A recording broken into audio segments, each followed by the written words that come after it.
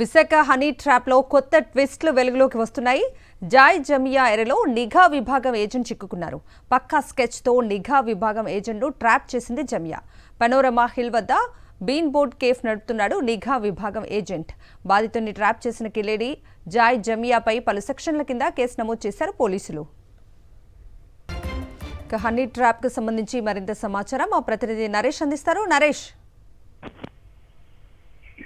విశాఖపట్నంలో నమోదైన ఒక కేసు ఇప్పుడు దేశవ్యాప్తంగా సంచలనం రేపుతుంది. పూర్తిగా కూడా హనీ ట్రాప్ జరిగినట్టుగా బాధితుడు విశాఖపట్నంలోని భీమిలి పోలీస్ స్టేషన్ నమోదైన కేసు ప్రకారం దర్యాప్తు చేయగా ఈ కేసులో అనేక కీలక అంశాలు బట్టబయలవుతున్నాయి. అయితే వరుసగా ఇప్పటి వరకు నేరుగా పోలీస్ స్టేషన్ కి వచ్చి ఇద్దరు బాధితులు ఇప్పటి వరకు హనీ ట్రాప్ గురైనట్టుగా, అదే జాయ్ జమీమా చేతిలో మోసపోయినట్లుగా ఫిర్యాదు చేశారు.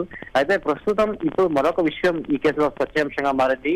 జాయ్ జమీమా బాధితుల్లో నిఘా వర్గానికి సంబంధించి నిఘా విభాగంలో ఒక అధికారి కూడా జాయ్ జమీమా చేతిలో చిక్కుకొని మోసపోయినట్లుగా గుర్తించినట్లుగా తెలుస్తుంది పోలీసులు. అయితే పూర్తిగా కూడా ఈ ఘటనకు సంబంధించి ఎంతమందిని ట్రాప్ చేసింది, అయితే ఈ ట్రాప్ లో భాగంగా ఎంతమంది బాధితుల అంశంపై ఇంకా విశాఖ పోలీసులు దర్యాప్తు చేస్తున్నారు.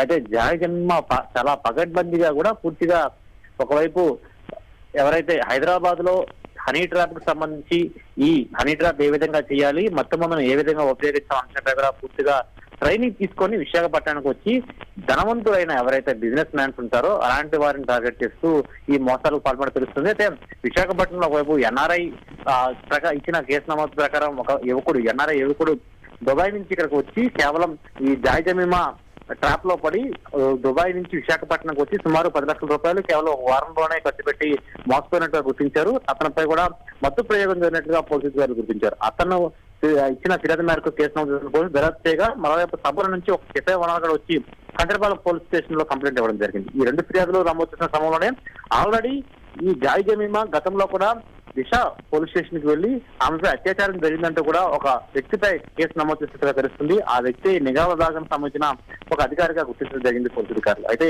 నిజంగా నిఘా విభాగానికి సంబంధించిన అధికారిని తెలిసి ట్రాప్ చేసిందా, తెలియక ట్రాప్ చేసిన అంశం ఇంకా దర్యాప్తు కొనసాగుతుంది. అయినప్పటికీ ఈ నేరుగా కొంతమందిని ట్రాప్ చేసి వారిని బెదిరించి డబ్బులు ఇచ్చినట్లయితే వారిపై ఎటువంటి కేసులు లేకుండా వదిలేస్తామని చెప్పి, అదేవిధంగా లేకపోతే అతనిపై అత్యాచారం కేసు నమోదు చేస్తామని కూడా ఇప్పటివరకు చాలా మందిని జాయ్ జమీమా బెదిరించి లక్షల రూపాయలు కొల్లగొట్టినట్లుగా పోలీసు అధికారులు గుర్తించారు. అయితే ఈ బాధితుల సంఖ్య రోజు రోజుకు పెరుగుతుందా, అదేవిధంగా ఎంతమంది బాధితులు నేరుగా పోలీస్ స్టేషన్ వచ్చి ఫిర్యాదు చేస్తారంటే ఇంకా తెలియాల్సింది.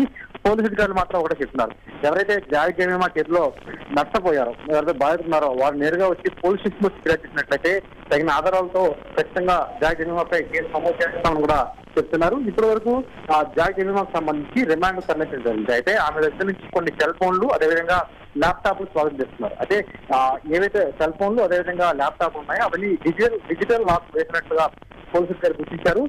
పూర్తిగా డిజిటల్ లాక్ వేసిన ల్యాప్టాప్ ని అదేవిధంగా సెల్ ఫోన్ స్మార్ట్ ఫోన్లు ఏవైతే ఉంటాయో వాటిని ఓపెన్ చేసే ప్రయత్నం చేస్తున్నారు. కానీ డిజిటల్ లాక్ ఉండడంతో ఎటువంటి ఆధారాలు లభించారు. అయితే తన వద్ద చాలా మంది న్యూడ్ ఫోటోలు అదేవిధంగా తనతో పాటు చాలా వరకు లైంగికంగా కలిసిన వీడియోలు కూడా పూర్తిగా ఆధారం దాచిపెట్టుకుందని పోలీసులు గారు గుర్తిస్తున్నారు. అయితే విచారణలో భాగంగా దర్యాప్తు చేసిన సమయంలో జాయ్ జమీమాకు సంబంధించిన డిజిటల్ లాక్ సంబంధించి పోలీసులు ఆరా తీశారు. ఆమె నేరుగా అడిగినా సరే ఆమె వాటికి చెప్పడానికి నిరాకరించింది. కోర్టులో మాత్రమే కోర్టు ఎదుట మెజిస్ట్రేట్ ఎదుట మాత్రమే ఆ పాస్వర్డ్లు చెప్తారని కూడా ఆమె నిరాకంఠంగా పోలీసు అధికారులకు చెప్పతుంటే ఒక్కసారిగా పోలీసులు పంగుతున్నారు. అయితే ఈమె వరకు ఎంత గ్యాంగ్ ఉంది, అదేవిధంగా ఈమె వెనక పనిచేస్తున్న క్రమంలో హైదరాబాద్ గ్యాంగ్ ఎంతవరకు ఉందన్న అంశంపై కూడా ఇంకా పోలీసు అధికారులు దర్యాప్తు చేస్తున్నారు. Okay Naresh, thank you.